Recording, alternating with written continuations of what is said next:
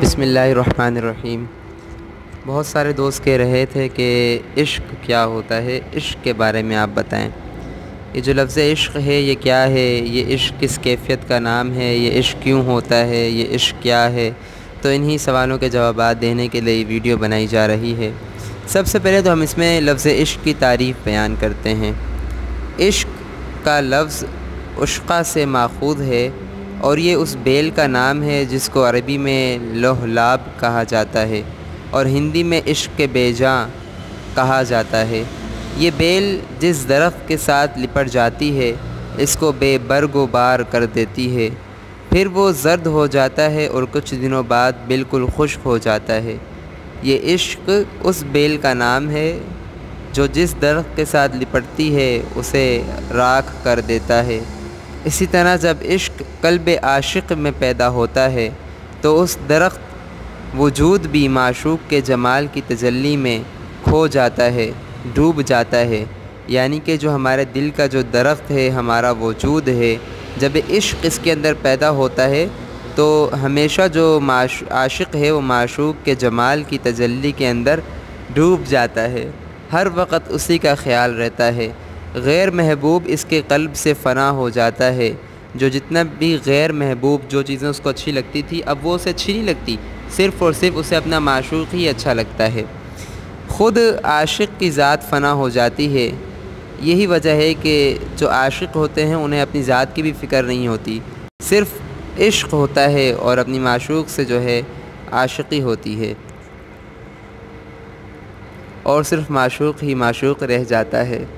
بعض لوگوں کا یہ بھی خیال ہے کہ لفظ عشق جو ہے یہ غیر مشتق ہے اور وہ خود اپنا مادہ ہی عشق ہے، یعنی یہ ایک لفظ ہی ہے۔ اب عشق کی تعریف کیا ہے؟ تو عشق کی تعریف میں علماء اکرام نے لکھا ہے، عشق افراط و شدت محبت کا نام ہے، اور یہ کہا گیا ہے کہ عشق محبت میں حد سے تجاوز کرنا ہے۔ عشق افراط محبت یا شدت محبت کا نام ہے۔ محبت جب شدید ہو جاتی ہے اور قوی ہو جاتی ہے اس کا نام عشق ہے۔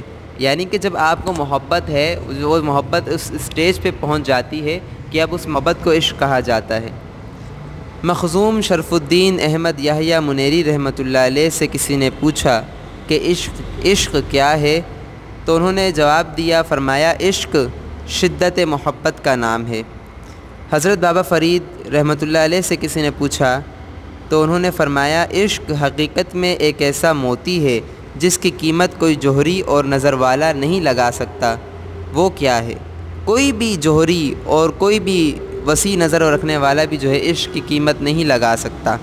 گویا کہ عشق کی قیمت یہ دنیا دے ہی نہیں سکتی، عشق اتنی انمول چیز ہے۔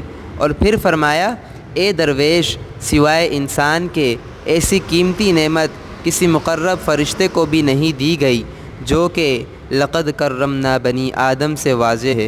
یعنی یہ جو عشق ہے یہ نعمت صرف انسان کو ملی ہے اور کسی مخلوق کو نہیں دی گئی، کیونکہ اللہ تعالیٰ نے فرمایا نا، لقد کرمنا بنی آدم، تحقیق کہ ہم نے بہت اکرام کیا بنی آدم کا۔ اس آیت سے جو ہے یہ بات واضح ہے۔ اور فرمایا کہ جس وقت یہ عشق پیدا کیا گیا اس عشق سے خطاب ہوا کہ اے عشق، جا سوائے مغموم آدمیوں کے دل کے اور کہیں قرار نہ لینا، کیونکہ تیرا ٹھکانہ صرف انہی لوگوں کے دل میں ہو سکتا ہے۔